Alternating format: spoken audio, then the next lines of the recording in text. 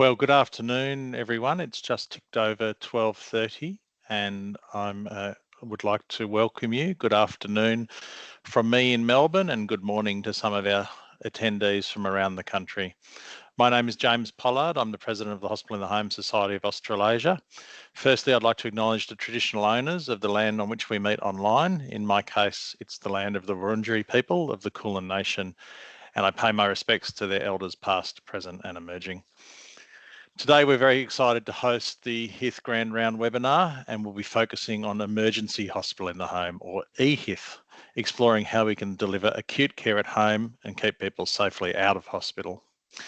Very pleased to be joined by Dr. Myung, Infectious Diseases Physician from Sydney Local Health District, and Ria's going to share with us their journey of their eHITH model, the challenges, the successes, the real-world examples of how acute assessment and treatment at home can transform patient care. As always is the case with these events, we'd like to encourage you to use the chat space to ask your questions, thoughts or reflections, and we love your feedback, so please push those questions through during the presentation and I will collate them and ask them of Ria at the end for you. I'd like to thank everyone involved in making today possible, particularly to Ria, but also to her team and to all of you for joining us. And in particular, our Hospital in the Home Society members whose support continues to allow us to host these kinds of events. If you're not a member, you can see the QR code on the screen there, and we'd really encourage you to join us and further the work of the Society. It's also a great way to stay connected with those working in hospital in the home around the country. Finally, the views aren't necessarily the endorsed views of the Hospital in the Home Society of Australasia, and if speaking today for myself, they will be my own opinion or my own questions.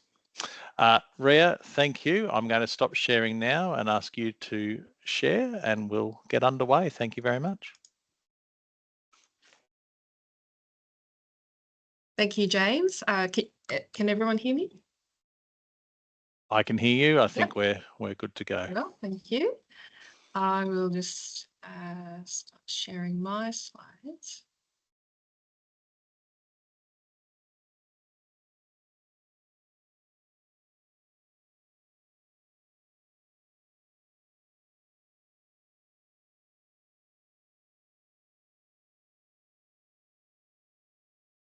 There we go. We've got the full screen there, Ria. You're ready to go. Thank you. Okay.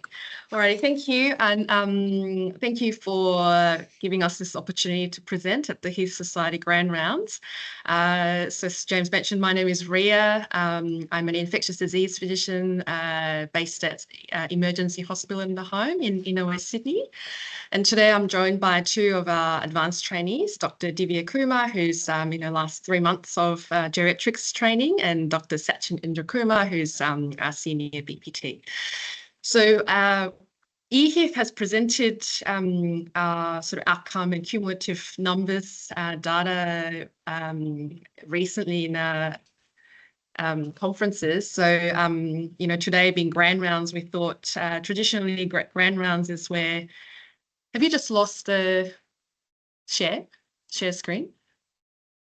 No, we're good. Yep. No, you're good? Okay. Screen. Sorry. Yep. Just our screen playing around. So Grand Rounds being traditionally where, we bring together interesting cases and share our reflections and learnings. And we thought, through this opportunity, we share some interesting cases. So we'll introduce briefly about eHITH, and then each of us will present a case and share our learnings.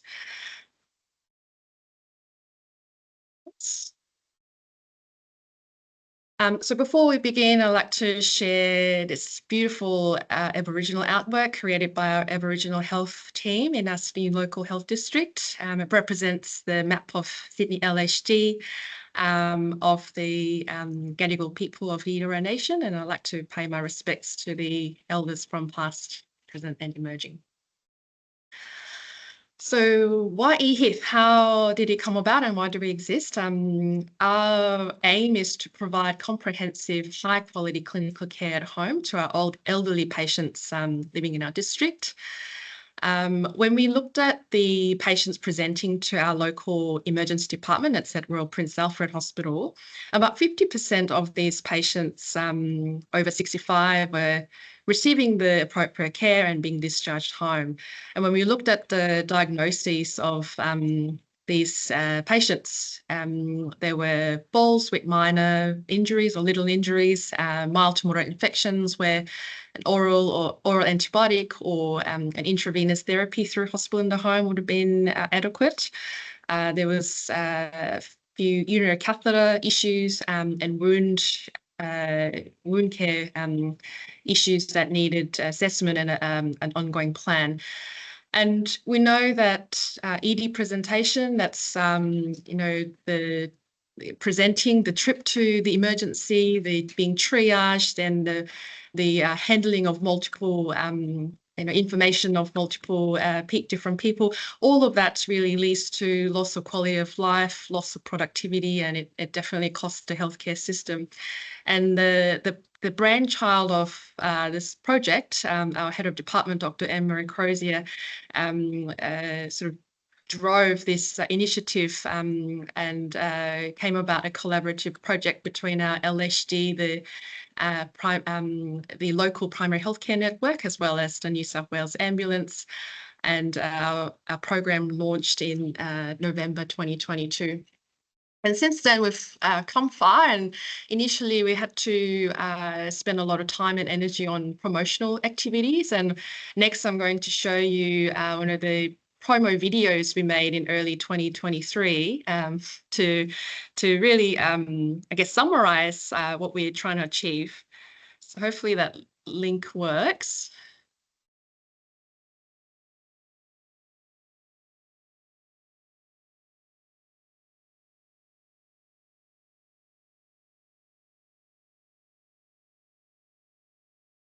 Is that working for you? So we can see slide 4. If you just go to the play button in the bottom, I think it might go for us. Thinking hospital? There we go. Think emergency hospital in the home. Sydney Local Health District's Emergency Hospital in the Home Service, or eHITH, is an innovative rapid response service in our district. It builds on our popular hospital in the home service, providing a safe alternative to hospital presentation. We provide acute care services to older patients living in their own homes. Referrals to the service can avoid an unnecessary transfer to hospital, saving ambulances for frontline assistance and ultimately leading to improved patient outcomes.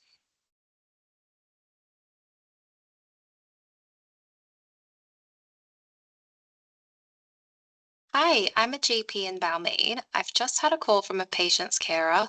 He's confused and might have a urinary tract infection. He can't mobilise to see me in my clinic. Could you please review him at home today? Absolutely. I'll just take a few details and we'll be there to see him in about an hour. We treat patients experiencing acute functional decline aged over 65 years or over 50 if they're of Aboriginal or Torres Strait Islander background. We may also see younger, disabled and frail adults on a case-by-case basis in liaison with their GP. Hospital can be devastating. Fatigue. He can't communicate. It's very difficult if we're not there. The emergency hospital in the home team was a game changer. It was such a positive experience. They were here straight away.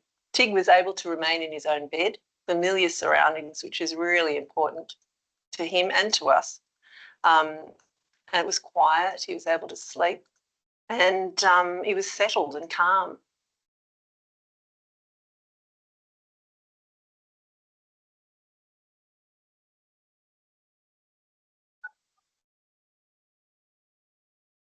Hello, I'm a paramedic with New South Wales Ambulance. I'd like to refer a patient to eHITH. I'm reviewing an elderly lady with atraumatic ankle pain in Redfern. It's acute in onset and affecting her mobility. I don't think she needs to go to the hospital, but she needs a medical review, pain management and imaging. Of course, we'll see her. If you pass on your details, I'll arrange a time for us to visit her today. We see patients on the same day, 7 days a week from 8 to 6 p.m. We see a range of conditions including falls with or without injury, wound care, catheter or feeding tube problems, confusions, acute infections and dehydration. We perform an initial assessment, organise pathology and imaging services in the home and formulate a treatment plan which can include pain management, intravenous medication, medication or wound review, and referral to appropriate district services such as allied health or community nursing. They were able to administer IV antibiotics straight away. Communication was terrific. They were able to communicate with our palliative care team, our GP. We didn't have to tell our story again. They had everything there. They were also able to order a scan through a mobile radiologist. Being admitted is a major thing, and I didn't have to do that. And the doctor and nurse were good. They made it easier for me to decide that he just was never going to hospital again. If you have a patient in the community who's unwell and at risk of presenting to hospital, call eHITH, our emergency hospital in the home service. We're here to help take the load off emergency departments and provide acute, holistic care in the home for older patients in the community.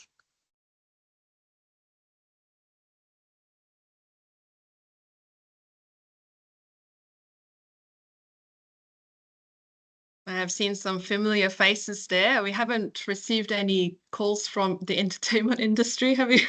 So I'll stay put in here. Okay. Okay, so let's see. Okay, so our team consists of doctors and nurses, doctors of various backgrounds. We have physicians, geriatrics and infectious disease, ED physicians and a GP, and we have, we're very lucky to have full-time 2 advanced trainees. And we have nurses from ED, hospital in the home and ICU background. We are 7-day service, so we operate from 8 a.m. till evenings, depending on the staffing and the workload, the finish time changes. And we work really closely with our local hospital in the home team, and as well as our research team. We participate in research activity through entering data to the REDCap database, and we have regular meetings with them. And we, of course, work very closely with other community services within our district, and we receive and send referrals to each other on a very regular basis. So this is where we work. So we're physically based at Royal Prince Alfred Hospital. So our office and the car is standby at RPA. But we cover all of Sydney Local Health District, which is shown in this orange area. And that includes the Concord, Balmain and Canterbury Hospital catchments. And we go to all types of accommodation, and that includes the shelters and streets for the homeless.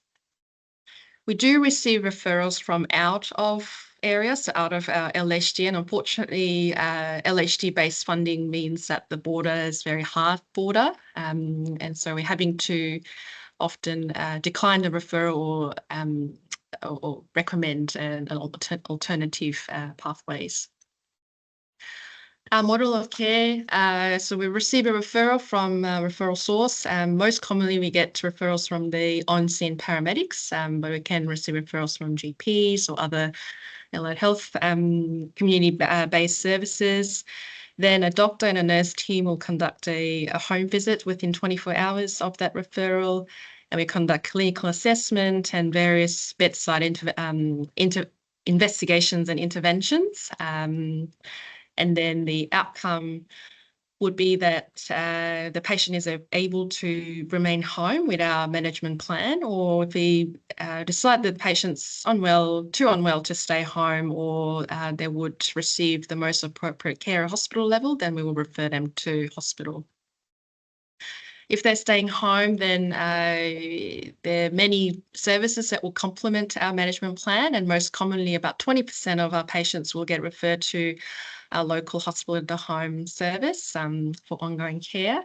But other services include home-based allied health teams, so that's physio, occupational therapy, speech pathology and dietitian. Very common with strong relationship with the community pal care team, and plan care is a unique service that we have for care coordination in our district.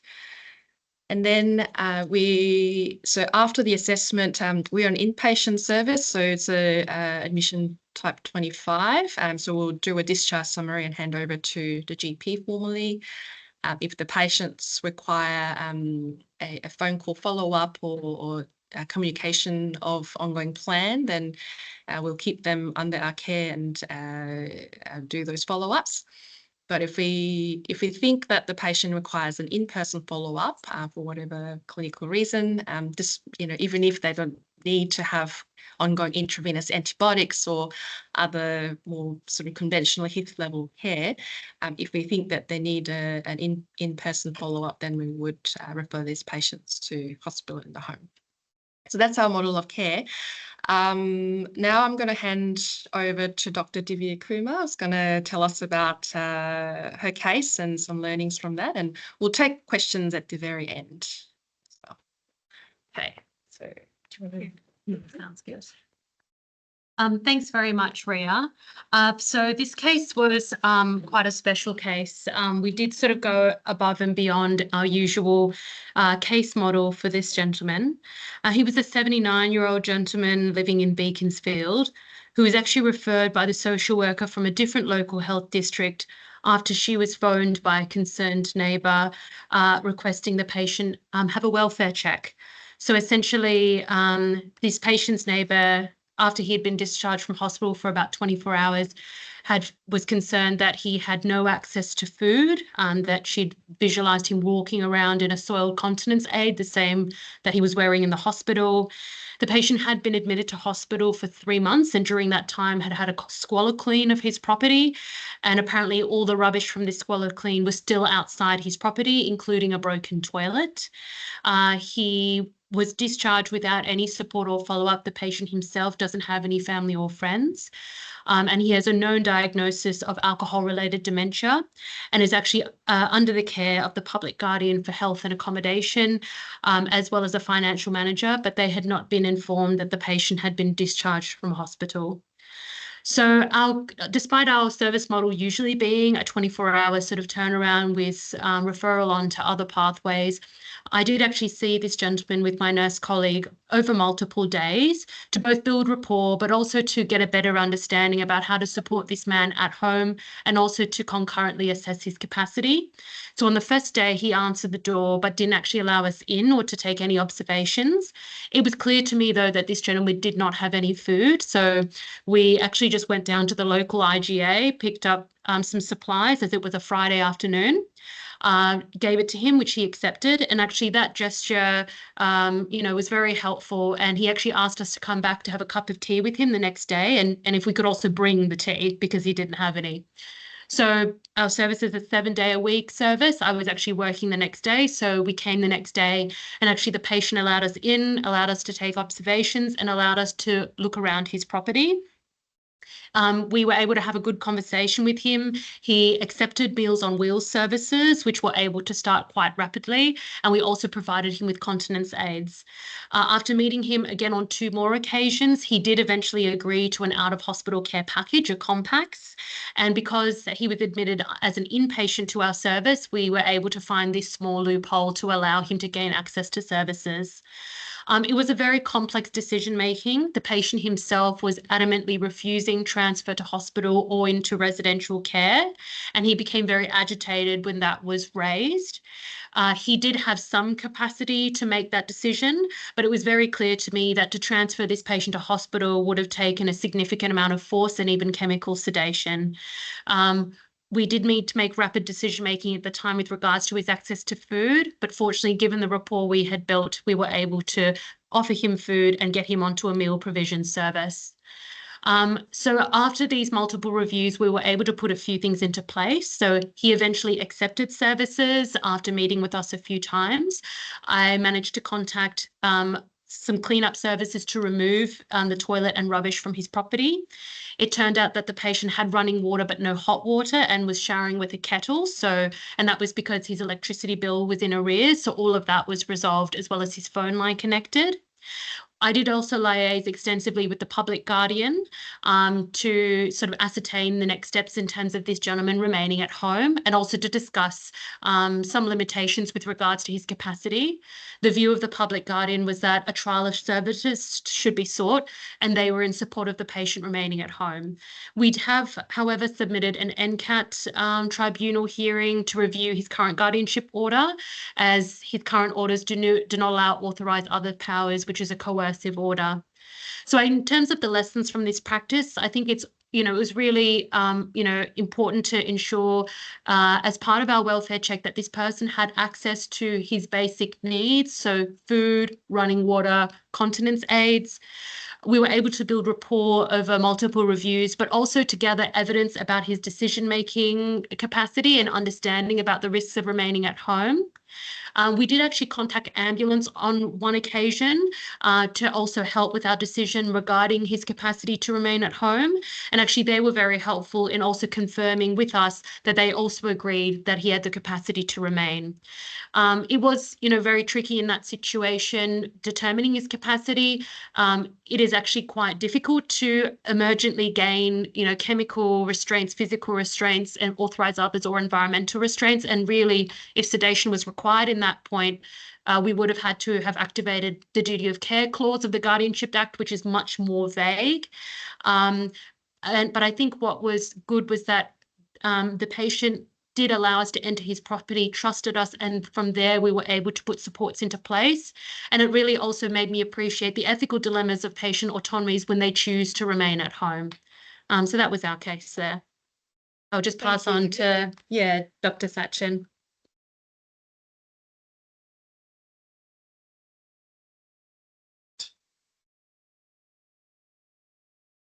You, Divya. So the second case we would like to present was quite unique as well. She was an 80-year-old lady who had a recent hospital admission with urosepsis, seizures, ketosis. Interestingly, during her stay, despite having been a type 2 diabetic for many years, she was newly diagnosed as being type 1 by the hospital endocrinology team. And she was, prior to her discharge, though, she sort of discharged herself against medical advice quite early before any supports were able to be put in place. Hence, so she lived alone, quite isolated with limited supports. The referral received was from the GP due to concerns about new insulin regime and administration of that, cognitive concerns, as well as unclear medication use. On her assessment, when we saw her, she appeared to articulate quite well, but she could not explain or demonstrate insulin use at all. She still had a previous insulin for when she was the Protophane, when she was a type 2 diabetic, which hadn't been administered as well. She had no working glucometer. We presented her with one of our glucometers. She did not know how to use it, and she was unclear on the regimen she was being given. And to be fair, she also did not have the opicillin with her, given that she discharged against medical advice. Given these concerns, and especially her being newly diagnosed as type 1 diabetes and her not having had insulin, this raised some concerns about her capacity and her safety at home due to her risk of DKA.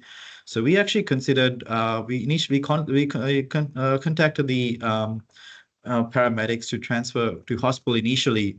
However, on there was a conflicting capacity assessment between our team and the paramedics deemed that she actually did have capacity. So, so she declined hospital transfer and she remained at home. Therefore, we had to come up with a plan to safely keep her at home, and we saw her again. The interesting puzzle was she, even after a week of apparently not having any insulin, she remained quite well. Her sugars were stable. She had no keto. Her ketones were not elevated. So this made us question the diagnosis endocrinology sort of initially made during a hospital stay as being reclassified as type 1 diabetic. And therefore, we ourselves, we contacted the endocrinology team in hospital and discussed this case. The diagnosis was made purely based on her having had a positive antibody, a GAD antibody, which they advised that we then deemed that it could have just been a false positive result because she's had previous autoimmune conditions and may have had IVIG, and that could have just been a false positive. So we re-linked her with the endocrinology service as well for follow-up, and she was no longer deemed to have type 1 diabetic, and it was decided that insulin wasn't vital for her. So she was reclassified as this new type of diabetes called ketone-prone diabetes, which is a spectrum between type 1 and type 2. But regardless, she did not need insulin as being as a classical type 1 diabetic would. Therefore, it sort of made things a little bit more easier. However, the endocrinology team, given to manage her sugars, given that she was previously on protophane, kept her on opticillin, ceased her regular NovoRapid, and restarted her metformin. We did manage to get to her home care provider daily RN visits to supervise her insulin administration and check her BGLs. We also made a lot of medication changes and sort of rationalized them to once daily, organized a Webster pack for her. In regards to her underlying cognition, she possibly had an undiagnosed cognitive impairment. So we actually referred her to the outreach geriatrician for a review. And I mentioned she did, we reconnected her with the diabetes educator and referred her to our LHD plan care team for service coordination as well.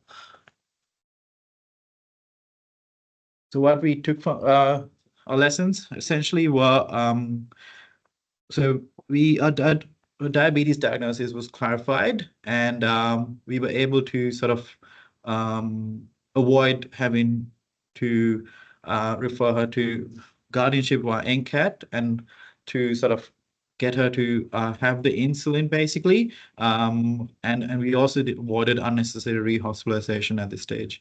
And it illustrates how eHITH can actually support these complex patients who decline hospital transfer, or for these kind of patients, the hospital transfer may have been harmful. And also emphasizes that the sort of capacity assessments can be quite complex, and we should also take into account patient autonomy and balance it out with their safety. Okay. Thank you. I'll just hand it over back to Ria to discuss the final case. Thanks, Sachin. All righty. So my case is perhaps simple in clinical sense, but it occurred in quite a complex scenario, a complex psychosocial setting. It was a 19-year-old female patient who was referred by the homeless health team, and I suppose homeless health, having a designated homeless health team is also a relatively unique thing for our LHD. We do have one of the highest numbers of homeless people residing or staying within our district, and they would do regular rounds around the shelters and streets to ensure that anyone needing healthcare can be appropriately escalated. So the referral to us was for cellulitis with significant pain, and that was it. Nothing else, nothing beyond that. However, she's declining to present to emergency for further assessment. She was staying in a women's shelter within our LHD, but actually it was her first time sort of being present within our district. So there was no record of her past medical history on our EMR, with all her previous care being provided at a different local health district where the specialised children's hospital care was. So there's a significant history of childhood trauma and psychosocial issues as well that we didn't get to see at the time. And this being women's shelter, temporary accommodation, there was strictly no visitors, not allowing any, potential sort of visitors that may harm the residents. So initially we made a phone call to the patient to just gather some more information, and she was reporting severe pain and swelling in her arms and legs. And she didn't want to leave the shelter because she didn't want to leave her dog behind, her pet dog that she adopted recently from a different shelter. So we thought this was probably the primary barrier for her to accessing, appropriate care at the time. And we contacted the shelter. We attempted to contact RSPCA and the local city council just to try and see whether we can help look after this dog temporarily, at least, while, so that she feels more comfortable presenting to hospital. But unfortunately, being on a Saturday and limited sort of services or resources available, perhaps we weren't able to arrange that. And so eventually we arranged with this patient to meet up at a park nearby. And so she walked to the park and we met up. We decided to, picked a statue of the park and say, okay, let's meet in front of this statue. And she came and she was relatively well systemically. She wasn't septic. But on assessment, she did have multiple skin abscesses, and the most significant being a large 6-centimeter abscess on her left forearm. It was extremely tender. She's been taking some Panadol, and that was about it. She didn't have access to other medications or I guess scripts. So we've taken some blood cultures and a wound swab from the pus. And then we had to make a decision, have a conversation with her about what to do next. So we explained to her that, in this scenario, we would strongly recommend that she goes to hospital, goes to emergency, and have this abscess drained in a safe environment. But she declined adamantly, and we felt that if we pushed further, there was definite risk of losing rapport and her walking away.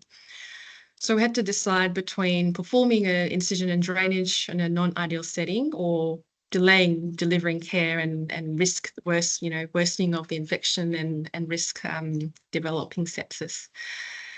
And in the end, we've explained to her what the procedure would involve, what the risks are of doing the procedure in the park and not doing the procedure, and she quite confidently consented for having the incision drainage done in the park, on the park bench. So we've performed an incision drainage as sterile as possible, using, we used some local anesthetic, used a sterile sort of gown and gloves, made a scalpel incision and was able to drain 15 mils of pus.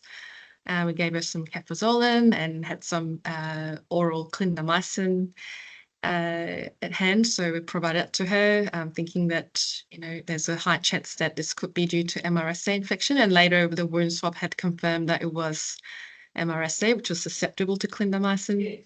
And we've arranged a follow-up appointment for her in our eHITH clinic so that she can be seen for follow-up and make sure things were going okay.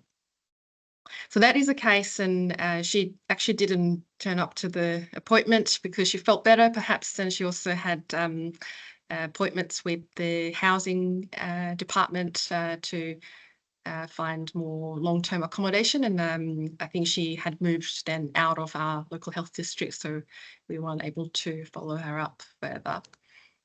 But I guess this case, as I said, it's clinically not that complicated, but I think it really highlights what hospital in the home service is. I've got a definition of hospital in the home here, which I'll read out. And eHITH is an acute patient equivalent care utilising highly skilled staff, hospital technologies, equipment, medication, and safety and quality standards to deliver hospital-level care within a person's place of residence or preferred non-hospital treatment location. And I guess in this patient's case, the preferred treatment location was on the park bench. And it really made me think about, the conflict between delivering care in a non-ideal setting versus delivering no care. And I think in this scenario, performing the iron incident drainage in the park bench was much better option than just walking away.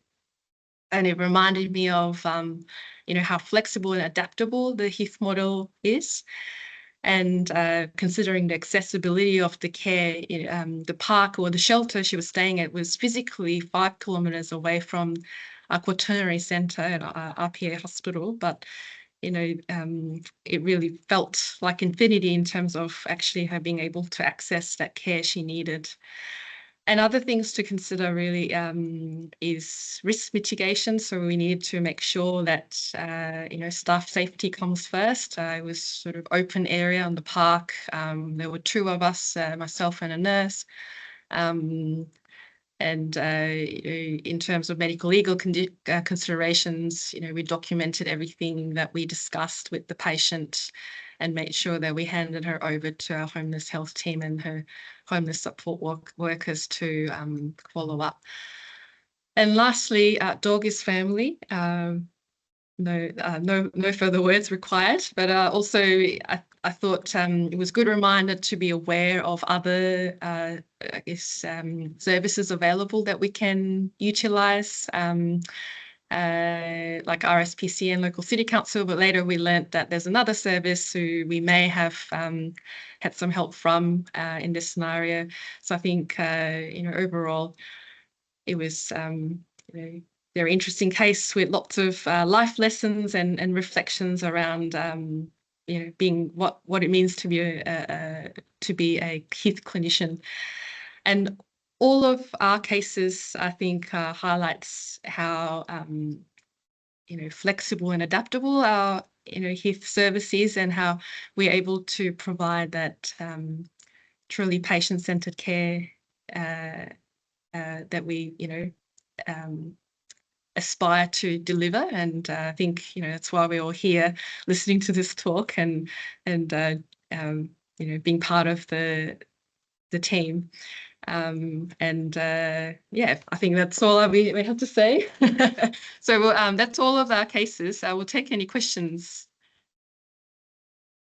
Thanks, Rhea. I'll get you to stop sharing if you like. Yeah. Thank you. Look, 3 really great cases that illustrate very much the patient-centred care that hospital in the home, and particularly a high acuity or emergent hospital in the home, can provide. So thank you for those. Thanks to all our viewers who are who've provided some really interesting questions there. I'll try and get to as many of them as I can, and if there's others, please keep putting them in there. I think you started alluding to it on your last slide there.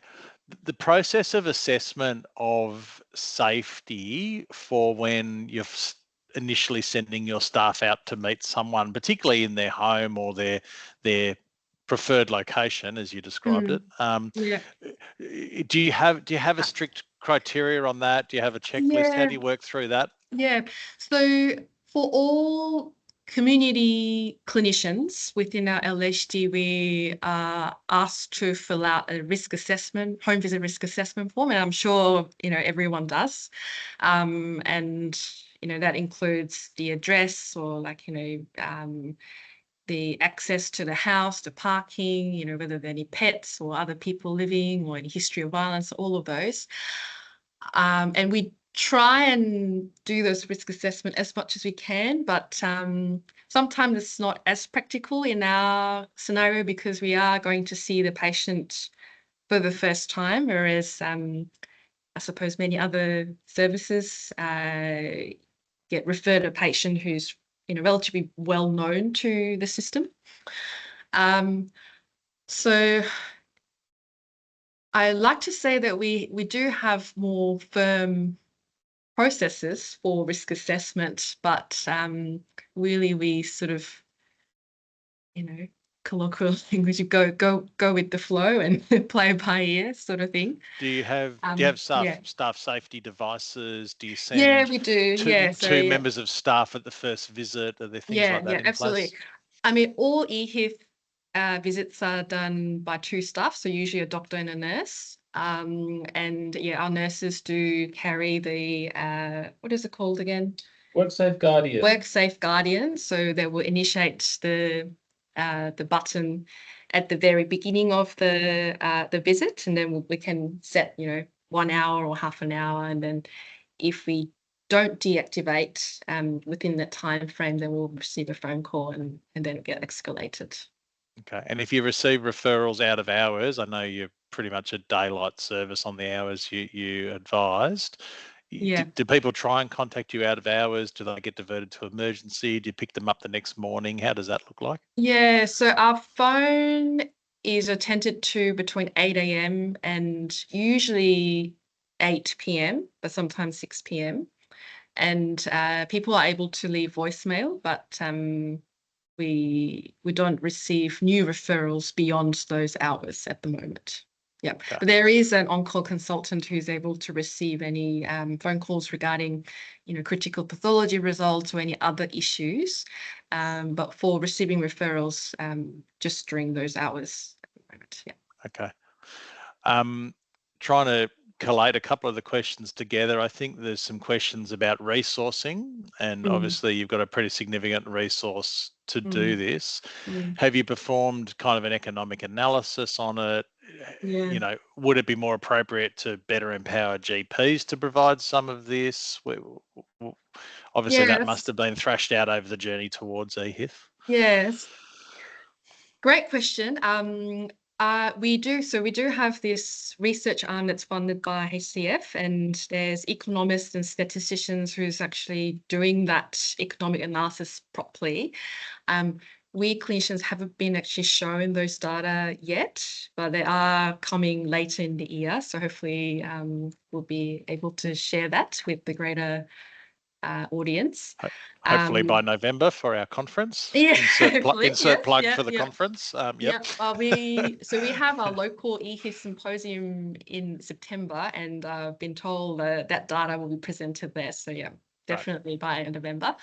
In terms of empowering GPs, yes,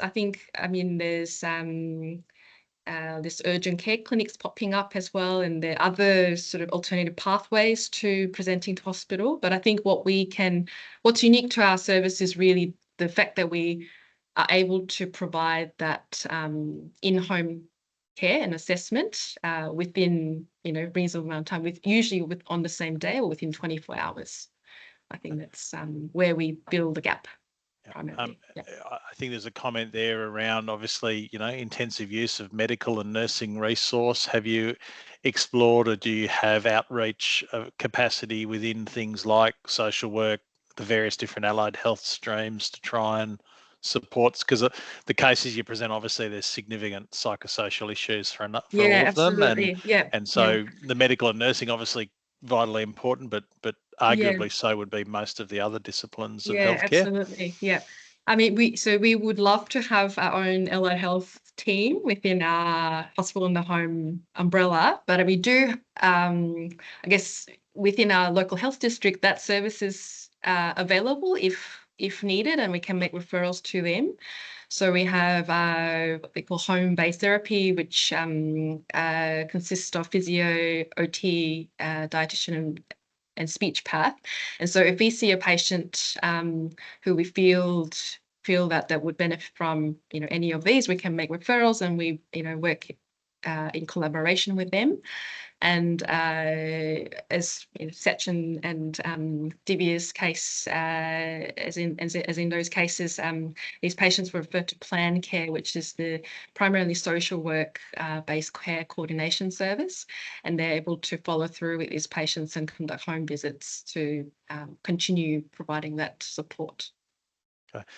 Clearly, all our viewers are trying to work out how to fund it themselves and do it themselves. I think wanting to clarify: did the local health district fund it entirely out of its own budget? Did you get a grant to do it? Was there input from did state government, ambulance service, and others put money in, or was it all generated out of the local health district funding? That's a great question. I wasn't there at the very beginning of this project, but my understanding is that it was primarily LHD-based funding with some extra funding from HCF for the research arm but yeah, I think if you're interested, talk to Anne-Marie. Yep, no Anne-Marie, worries. yeah. So again, plug the conference, come to the conference and bail up Anne-Marie and ask She'll be her all there. those questions. Yep, excellent. Did you have much trouble with New South Wales Ambulance, the Department of Health getting kind of endorsement approval pathways? Have they been heavily engaged? Are they involved in those pathways, or has it just been you've put your hand up and said we can do this and they've come at you with referrals and other things? Because I think you mentioned that the ambulance service, you're getting most of your referrals directly from the paramedics absolutely. or the ambulance officers. So the project is a collaboration between the Primary Health Network as well as New South Wales Ambulance. So there was a representative from New South Wales Ambulance who was part of the initial team that's promoting the service to the on-scene paramedics. And yeah, I think, it took us some time to, I guess, get the ball rolling in terms of receiving referrals from the paramedics. But I think, in the end, within the New South Wales Ambulance itself as well, I think there was a lot of promotional activities to inform them about these alternate pathway options, including eHITH, but there are other services available in other districts as well. So I think in general, the openness to referring patients to alternative pathways, as opposed to just picking them and taking to ED, has grown. I think these days it's very natural for them to, I think about, what else can I do other than take this patient to emergency?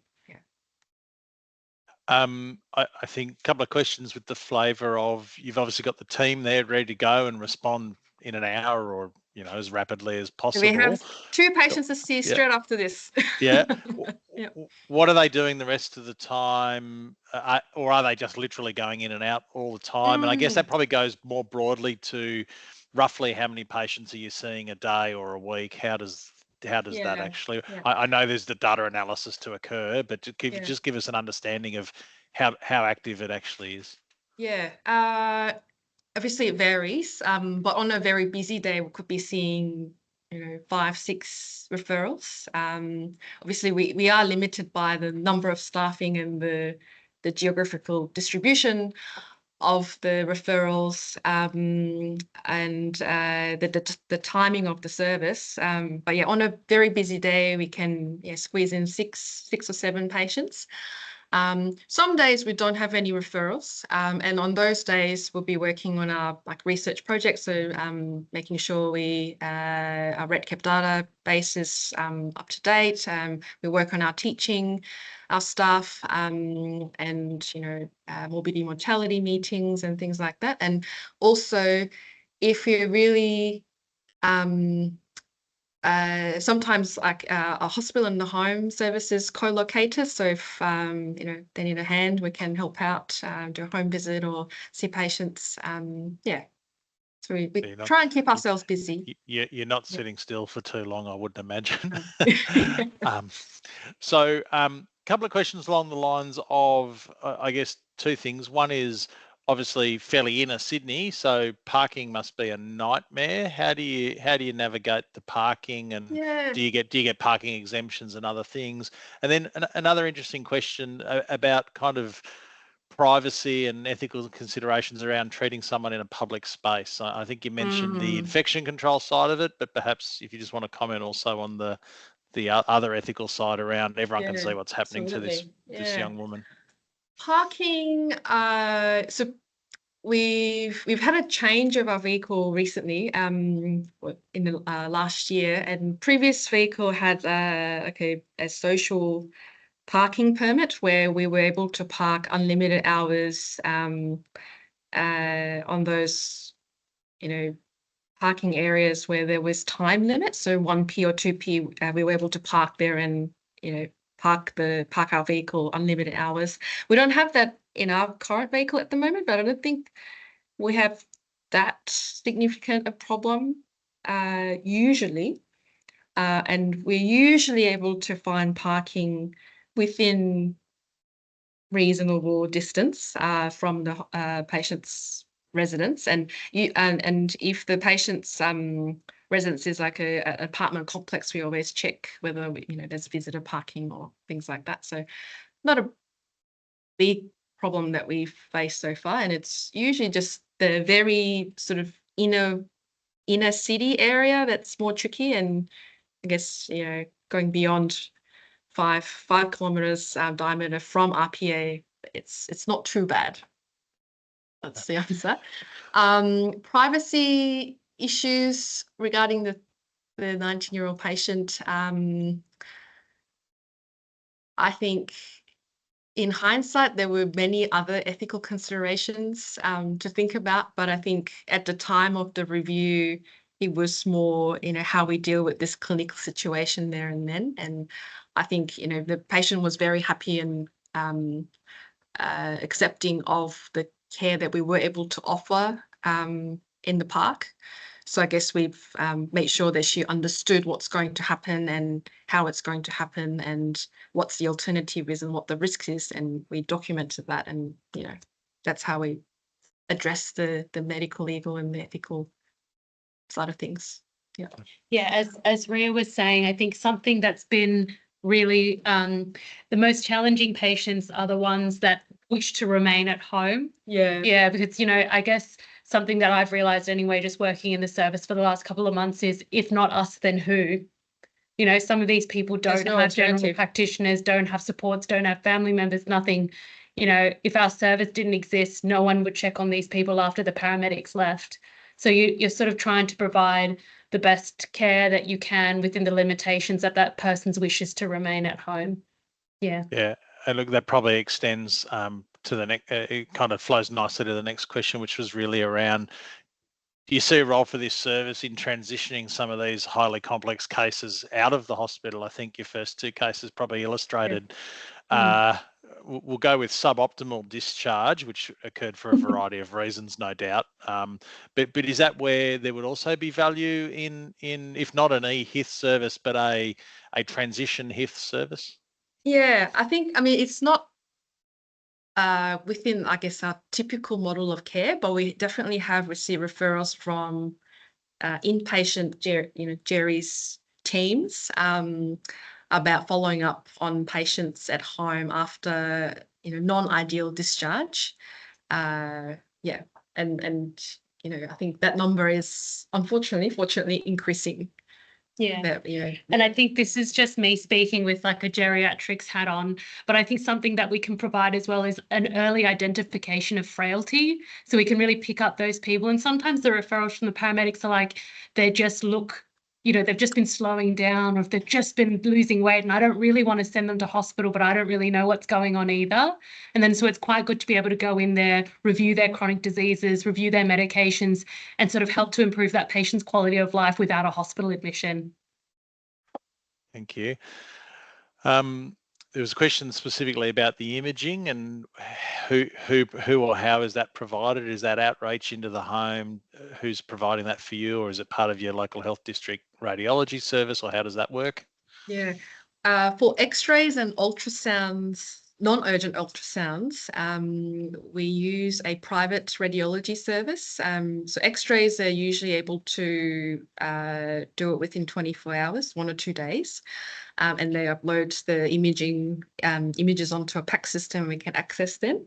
That's visit in the home and the home visit, X-ray in the home. Thank you. And they also do ultrasounds, so abdominal ultrasound and venous Dopplers. But that's usually there's about a week wait.